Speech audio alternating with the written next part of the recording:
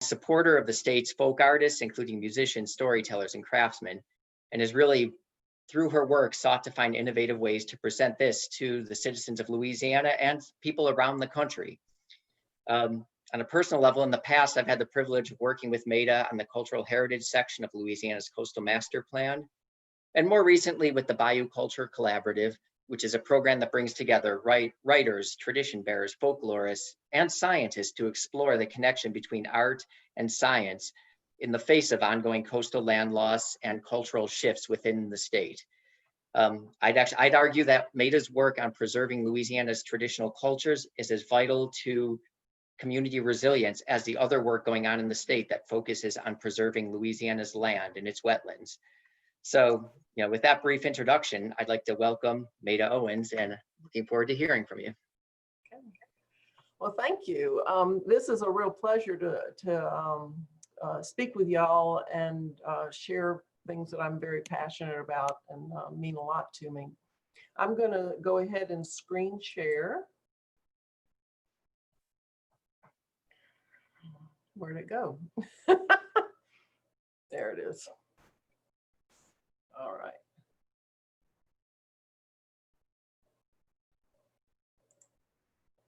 Okay. I should have done this, but I didn't.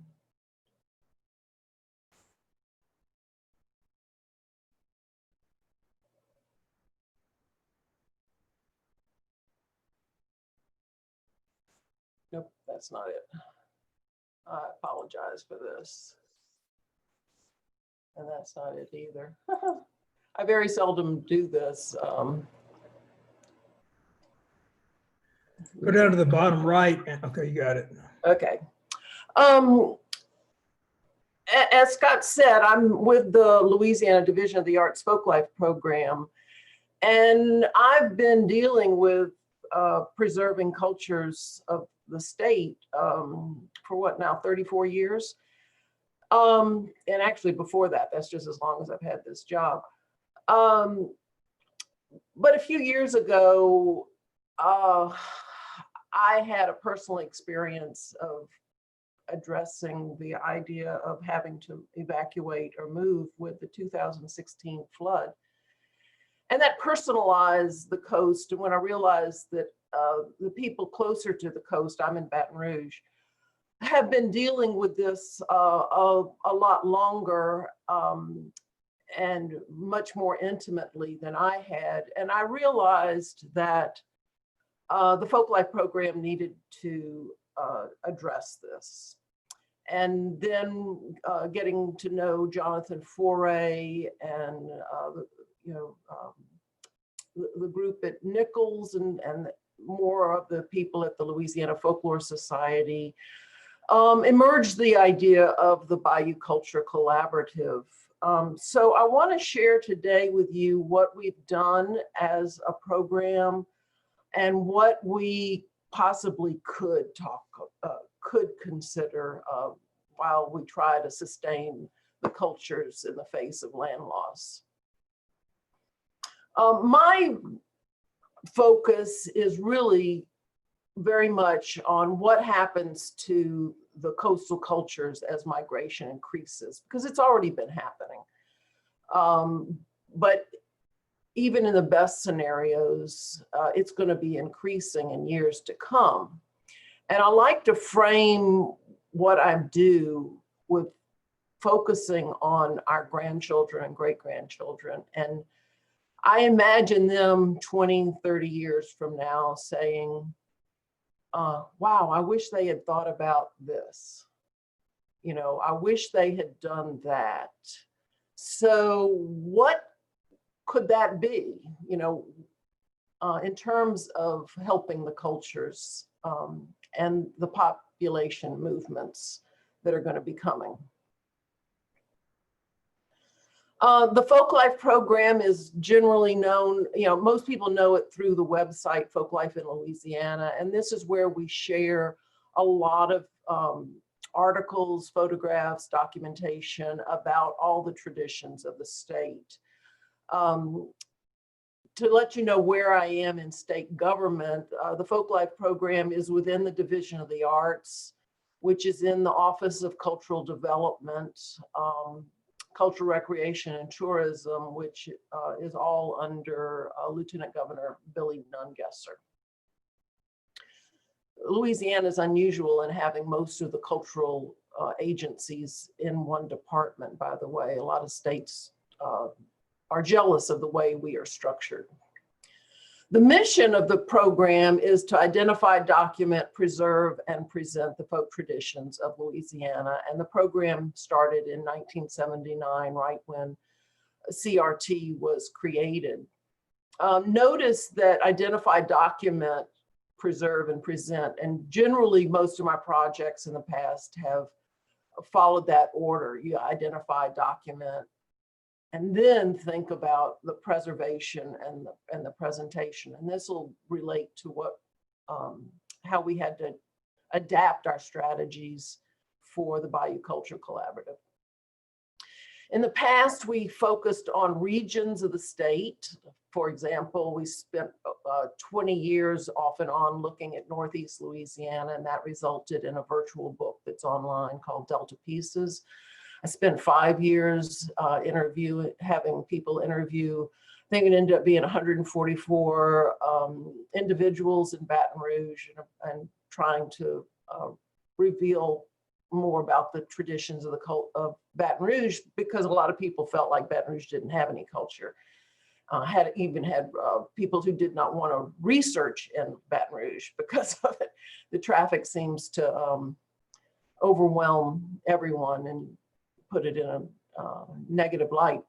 But other projects also focused on specific traditions like musical instruments or cultural groups. For example, we spent, I think it was about 7, 8 years looking at the immigrants from other countries in Louisiana. And then we spent about a decade developing and actively doing workshops and such with the Louisiana Voices Educator's Guide. That is all online and public domain, and it's actually been adapted in a lot of other curricula, not only in the state, but around the country and a few other countries too. So, as I said, a couple of years ago, the Bayou Culture Collaborative started with the intention of focusing on the extreme coast, only the coastal parishes that actually are on the Gulf, and all 9. And the first year we spent only in Lafourche and Terrebonne exploring what strategies might work. And then the next year expanded it to all 9 parishes. This is a collaboration with the Louisiana Folklore Society, and it's funded by the National Endowment for the Arts, primarily with folk arts funding. But then there is some state funds from the Division of the Arts. Then depending on what we're doing, we collaborate with a number of other groups, and some of you are sitting here in this Zoom. Gary LaFleur has been a fabulous partner on a number of things. And y'all are probably aware of LA Safe. This was the first to really address the human dimension in the coastal land loss. And I'm sure y'all all know that it's not funded and not mandated. When I looked at it, I was really delighted to see that it does address the Office of Cultural Development and more broadly the Culture, Recreation, and Tourism's role. Goal 5 is focuses on what culture, recreation, and tourism could do in the future. And then strategy 2 is what the Office of Cultural Development could do to, addressing culture and heritage.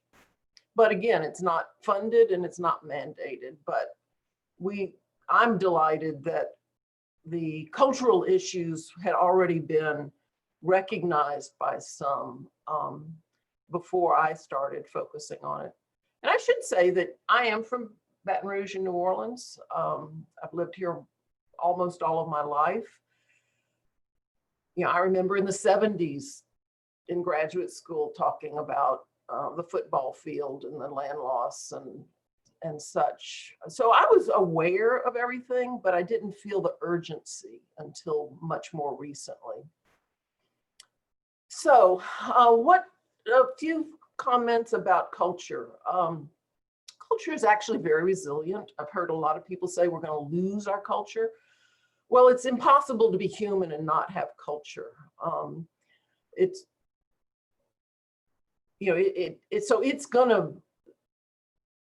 gonna survive, but it could change quite a bit. It's passed on through gatherings and education, and it can be formally and informally. And to show you how resilient culture is that African culture managed to get here on slave ships. So it wasn't the stuff, it's the knowledge, it's the, it's what's passed on within groups. So we can do that, but we can be more intentional about it. So what could we be doing now? I think there are two main areas. One is to support the cultures of coastal Louisiana, and then also start thinking about how to prepare receiver communities. Supporting the cultures of coastal communities has already been happening in many ways. I decided to focus in very specifically on some strategies. So what can we do to help people be more intentional about this? So I challenge you, what traditions do you hope get passed on to your great-grandchildren? And in order to make sure that happens, what do you need to be doing now? Because it's not just, record it and put it in a book. Or a website or anything. It's living it. What do you do? And the French language is a good example in some ways, but then it's a much more complicated issue because of the state interference with passing it on. But in 2 generations, families that were monolingual French became monolingual English, with a transitional generation in there that might understand French but not speak it. So there was so much shaming with that, which I don't think we'll be dealing with these other traditions that, moving forward. So that definitely was a much more complicated situation. But still, individual families chose not to pass on the language within their family.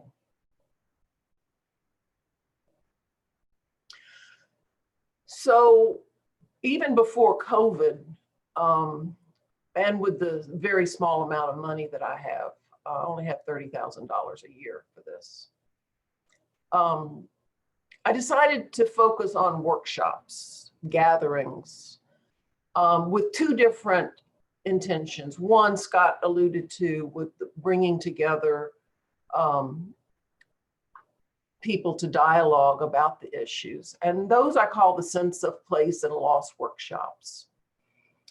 And the goal is to bring the cultural network into the community resilience conversation. Many of the arts and cultural leaders might be also environmentalists, but it's like they have 2 different hats. And so it's 2 different, these issues haven't been blended. And so that's what I want to do. I want us all to come together and think about what together we can do. I was quite honestly quite surprised because I had not been an active environmentalist. My sympathies were there, but I had not been actively involved in the network or the efforts. And so I was quite surprised to find out that community resilience was more about planting mangroves in order to have more of a buffer to the community. So there wasn't a cultural component in that. So that, I think, is needed. And to me, there's at least two major messages. One is that land loss and migration will impact our culture, and that this migration is a statewide issue and not only a coastal one. So the sense of place and loss workshops originally were intended to be these full-day intensive deep dives for tradition bearers, folklorists, scientists, policymakers, you know, to get to know each other and really think about what we can do. Because quite honestly, I don't have all the answers. You know, I'm not pretending to know that, but I can help stimulate conversation and help people together come up with some strategies and that might address some of these issues. Well, with COVID, we had one of these in September, and Scott was there, and I think some other people here. But with COVID, that shut down the second one. That was planned the week we all went home.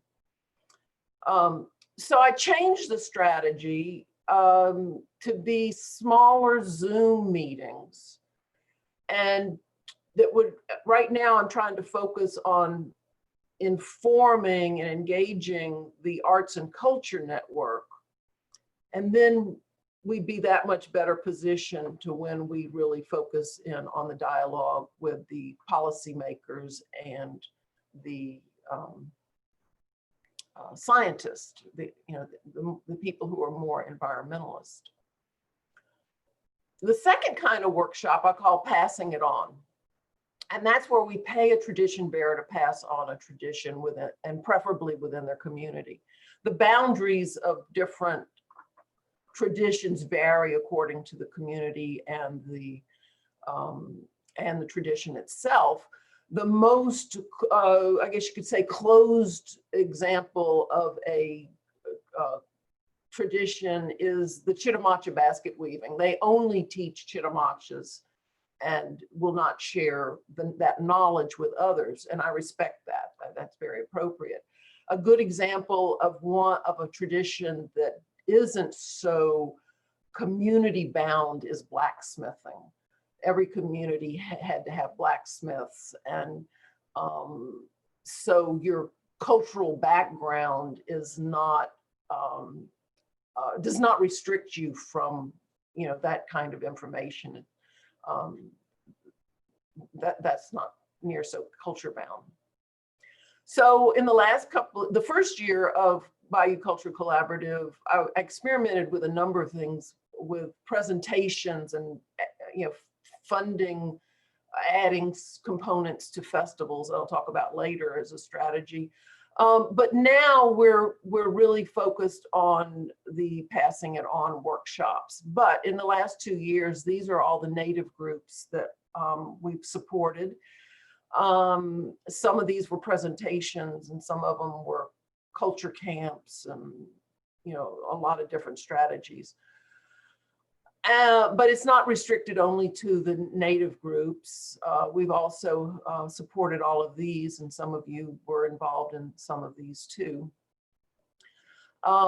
Just to give you visuals of what we've been doing, it's costume making. These are two sewing, one Homa regalia sewing and other Mardi Gras costume making. Interesting, the Crew of Tradition is very focused on eco-friendly and enhancing the artistry of the costume in Homa. We supported the Folklife Center in Homa with duck carving workshops, presentations on Homa medicine, the Cajun Music Preservation Society. We did 2 things with them.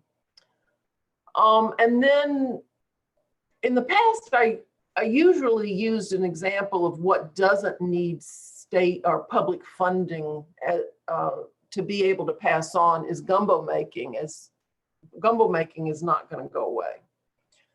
But then Janie Luster said, yes, but Homa gumbo making might pass away because their gumbo is different from other gumbos. And so we shared that at the Chauvin Folk Art. We supported them sharing it at the Chauvin Folk Art Festival. Here's an example of how one of the workshops dealt with COVID. This is all social distancing and minimum number of people in the room for cloth doll making. But there are lots of other things that we could be doing with the existing resources. The Division of the Arts provides arts grants. Some we fund straight out of our office, and we also collaborate with 9 arts councils around the state who administer grants more on the local level, or it's now going to move to the regional level instead of parish basis. This has always been eligible in these programs, but in this grant program, but they haven't necessarily focused in quite like they could. But they can support gatherings and educational opportunities, and there are a number of ways. Louisiana's answer to most things is let's have a festival. So my mantra for about the last 20 years is what's beyond the festival. But that doesn't mean that festivals can't have an important function in these strategies. And that's adding storytelling stages, talk stages, narrative stages, they're called different things. And then more educational craft demonstrations as opposed to the craft vendors.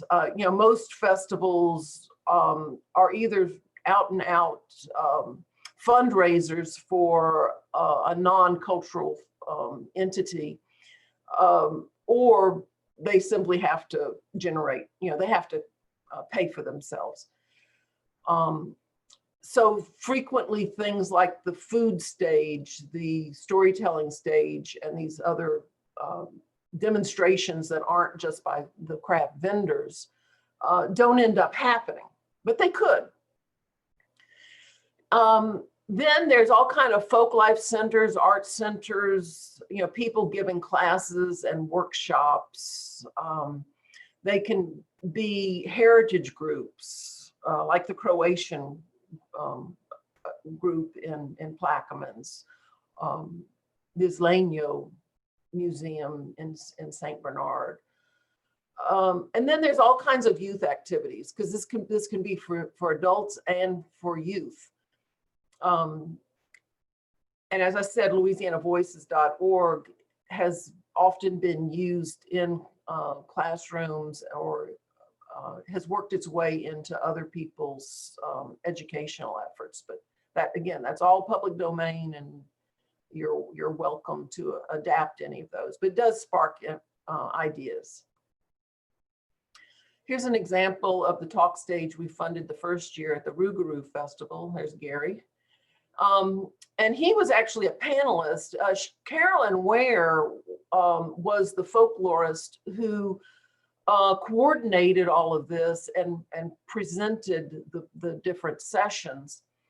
And this is not rocket science. It can be learned by a local person, but there are also people who have a lot of experience doing this and can work with the festival organization to refine it, so you don't have to learn lessons the hard way. Like, you don't put too many or too few people on a panel, or it doesn't work very well.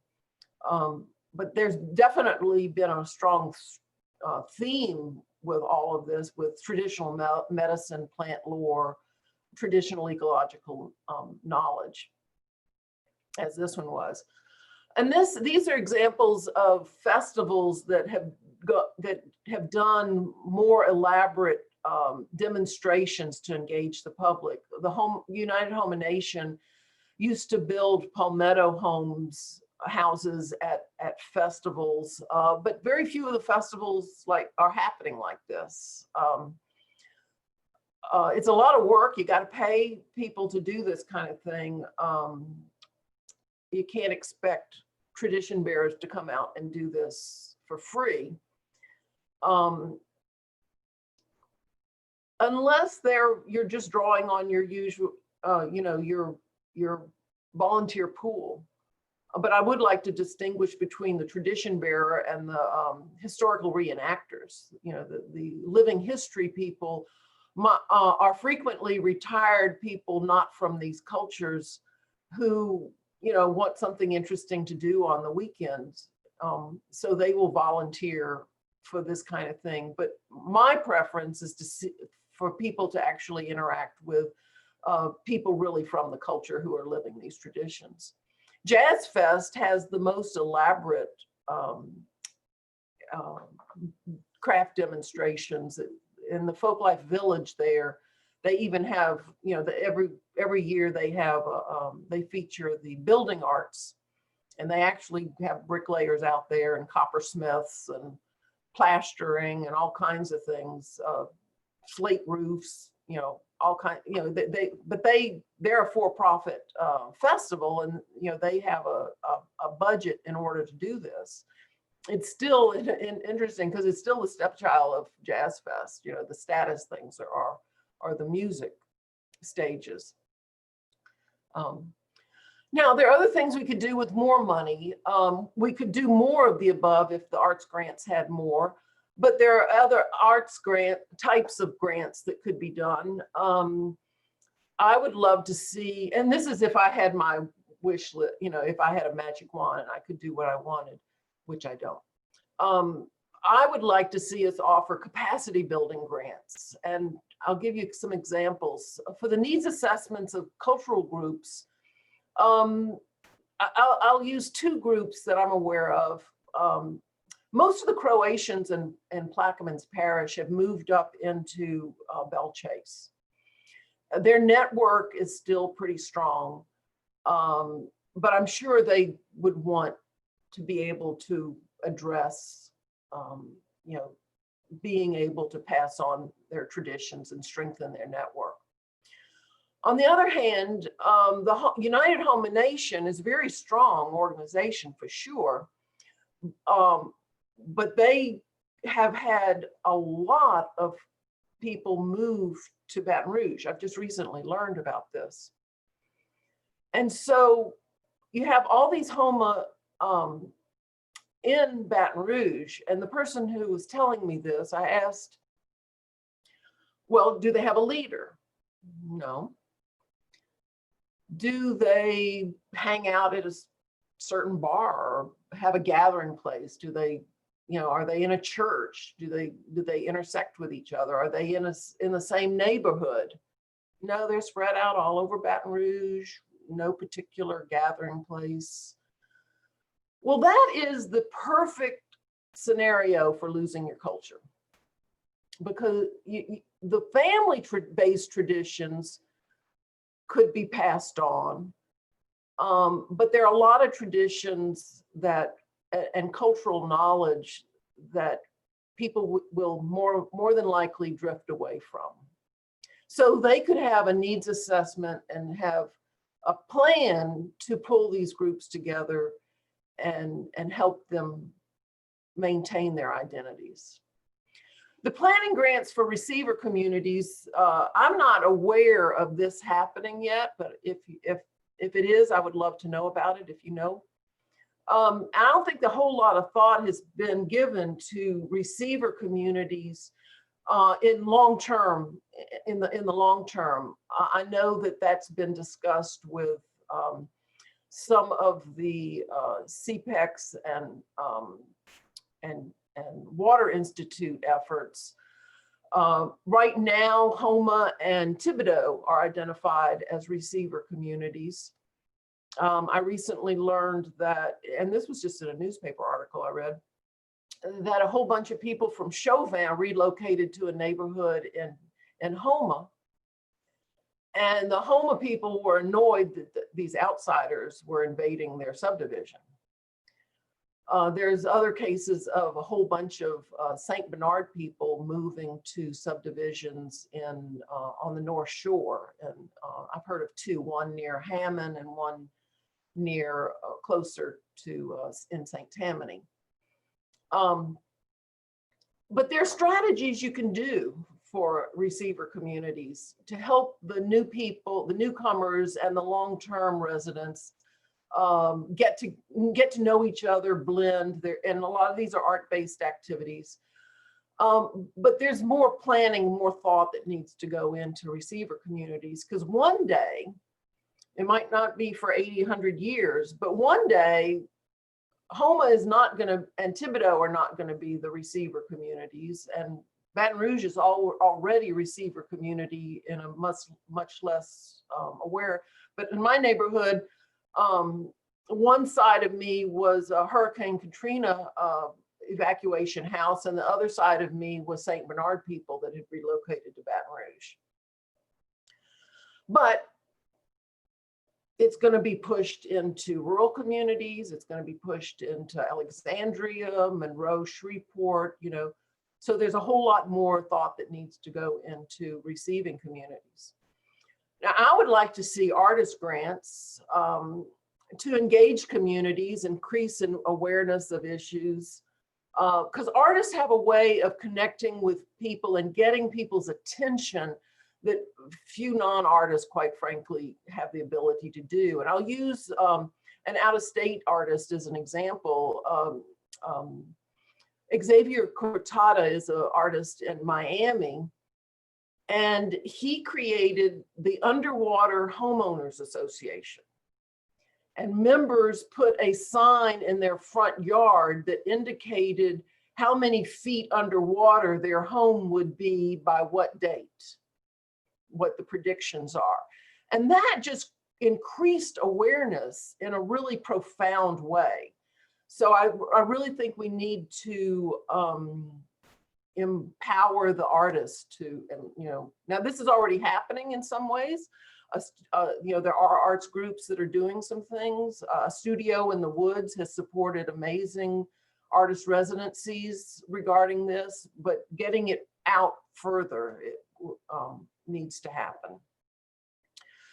And then down the road, with a whole lot more money and sophistication, we could create opportunity zones for receiver communities to incentivize growth and address this. And that could actually be much more than cultural preparation and you know, addressing cultural issues, but the infrastructure that has to happen to for communities to receive more people in the years to come. So that's my wish list. I know there could be so many more. If you're interested in connecting with the Bayou Culture Collaborative, you could join the Folklore Society, you could join the Facebook group, or sign up for emails. And you know, if nothing else, just email me that you want to be added to our email list if you're not already on it. So this is how you get hold of me. And I would love to hear what you have to say. There's some people in the room that have just as much expertise as I do. And I'd love to hear your ideas of what we could do and where we can go. So thank you. So thank you so much. We're going to open it up for questions and discussion. If anyone has a question, you can unmute yourself and ask it, or you can type it in the chat box. And while you're thinking about your questions, I have a question that I'll kind of start off with. And you touched on this in your presentation, but this idea that, you know, Houma is a receiver community. In a lot of ways, Houma has its own challenges, right? And faces issues with flooding. And we've seen where communities have moved further into Houma only to be in areas that flood again. And so is there a role for people to play in terms of when communities are thinking about relocating, kind of talking to them about, okay, what do you look for when you're thinking about where you might move? Well, I don't think there's one answer to that. I think a lot of it is facilitating discussion. You know, from a cultural, with my cultural expertise, I'm not in a position to say, oh, this is where you could, you know, you could move in order to not end up flooding in a few years. I'll stop sharing this if everybody's got that information. That is a much broader conversation, and other people in the room might be able to contribute ideas on that. That's kind of like a little bit above my head.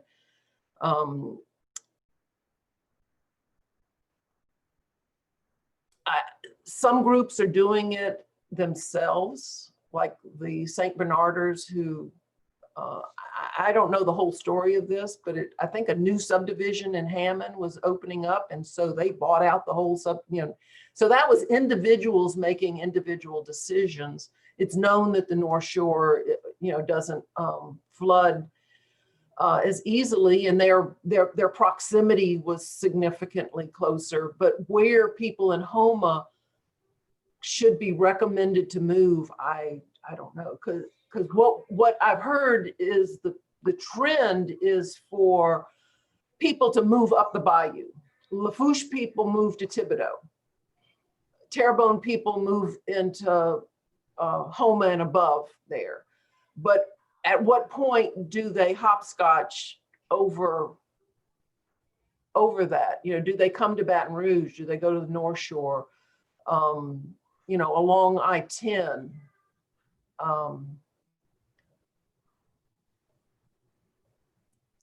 Yeah, I'm from Thibodaux, and so very familiar with the term of moving up the bayou. But so I think we had a question from Dr. LaFleur. Thanks. I appreciate your presentation, Maida. Thanks for doing that. You had a slide that talked about capacity building. And so I was interested to know more about that. In a way, I think the way that you were talking about it was capacity building of the receiver community. But when I think of capacity building, I also think of training a new generation of students to do that that preservation. Maybe that's part of your plan too for capacity building. Okay, I have a very vague plan at this point. You know, I just know that the Division of the Arts used to offer capacity building to individual organizations. And so I was playing off of that concept, but that doesn't mean it's restricted to my aware, you know, what I'm aware of. But they would go in and help an organization determine what they needed to do to get over some kind of hump. You know, how do I go from one person to, you know, expand my staff? How do I get over, you know, how do I develop a fundraising strategy? So the capacity building is very much targeted on solving a specific problem. So who has that problem and what the problem is could be, you know, all the above. Gotcha.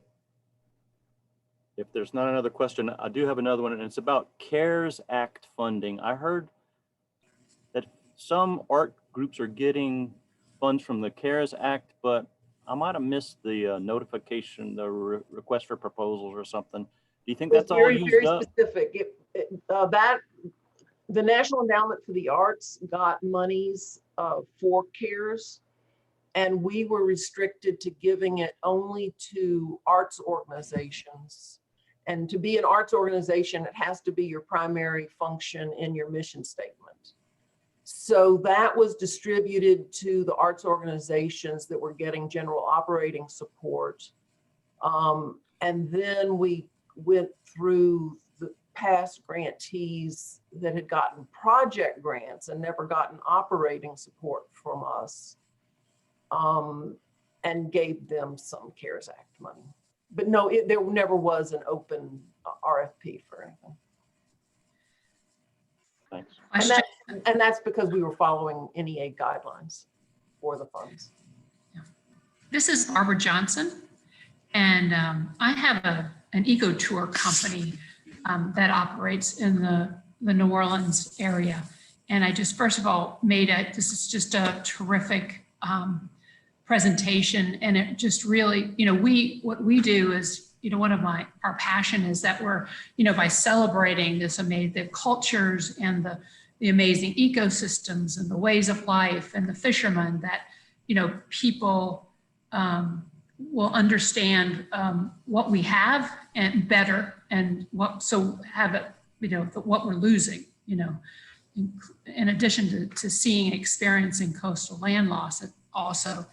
And, working with like the Isleno Center and of course, the Vietnamese community in New Orleans East. And so what you've recommended resonates to me. And it was really one of my questions is, they're under siege. We're losing, as incredible amount of land, and especially after this last hurricane season. And so I know, especially for this Isleno Center, I know that they've got to figure a way forward, and so they very much, with Bill Highland, are interested in capacity grant, some way of sort of mapping out a way forward, a strategy that helps them figure this out and what they can do, to preserve this for their grandchildren. So I'm just saying that's resonating with me. The other thing I think that, it would make sense is that, could we do some challenge grants? So you're bringing private sector dollars, you're bringing some of the larger corporations, that are in St. Bernard to the table. And I think that could bring some sort of help to leverage the state dollars if there was any.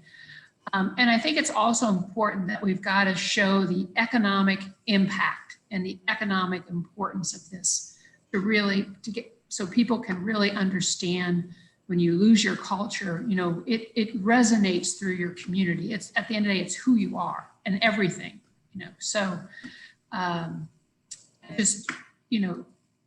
what you said is just really, they're just tremendous needs for this sort of, the sort of funding to sort of leverage, sort of mapping out a roadmap forward. And a lot of people in these cultural organizations don't necessarily have the expertise for this kind of planning.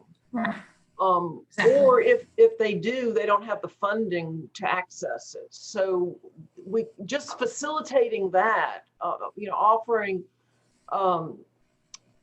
access to the expertise is a huge step. Yeah, absolutely. So thank you.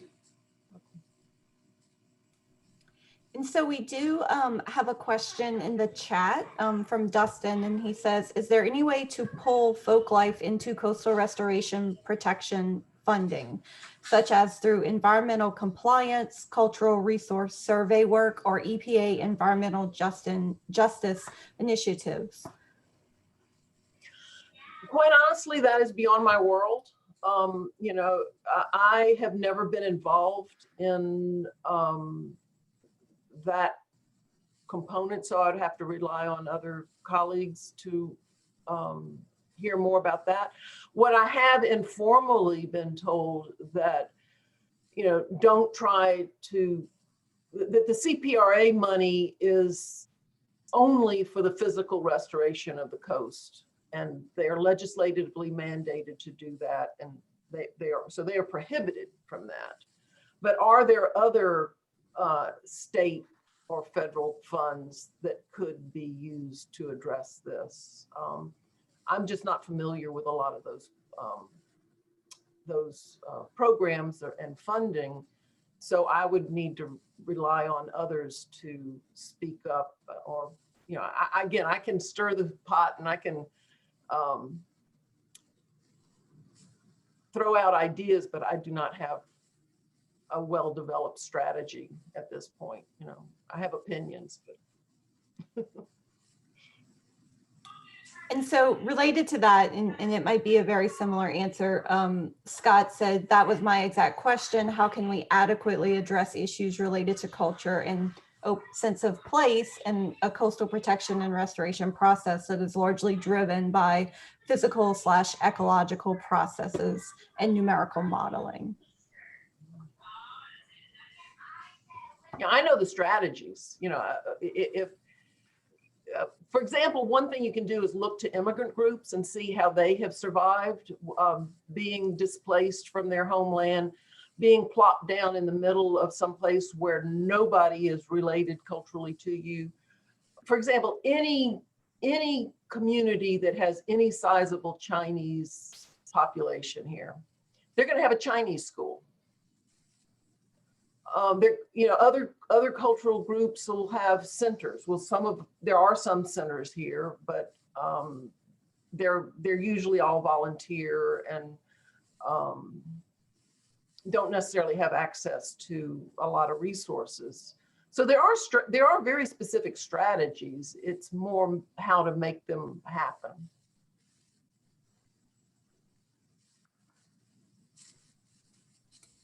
And so I'll just make sure, in case you didn't see it, April did put in the chat box that their center, the South Central Climate Adaptation Science Center, has a solicitation coming out on January 18th with a category for climate and cultural resources. And she included her email address in case you have any questions about that resource. I know I was not aware of that. So does anyone have any other questions before we wrap up? I'm not seeing anything. So Simone, I don't know if you want to close us out or. Yeah, thank you for that. That was a really great discussion. I especially appreciated some of the Q&A, learned a little bit myself as well. So thank you for that. Thank you again, Maida, for your time. I've probably expended all my favors with you to do these things with us. I welcome this. This is terrific. Really, only by talking is anything go, you know, make things happen. It's been really interesting. Thank you, Maida. We'll drop in the chat Maida's email address too, if you're okay with that, Maida, in case you want to reach out to her directly. We did start recording this presentation, and our friends at Sea Grant caption it and post it on their YouTube channel. So, so we'll have that posted shortly. We have a page on the Restore Retreat website where we have all this, but you can also access it on the YouTube page as well with the captions. So thank you again, Maida. I see that the other Simone dropped it into the chat. So thank you, other Simone, for doing that. And thank you all for being with us today. We hope to come back in the new year with some more webinar topics for you as well. So y'all have a happy holidays too.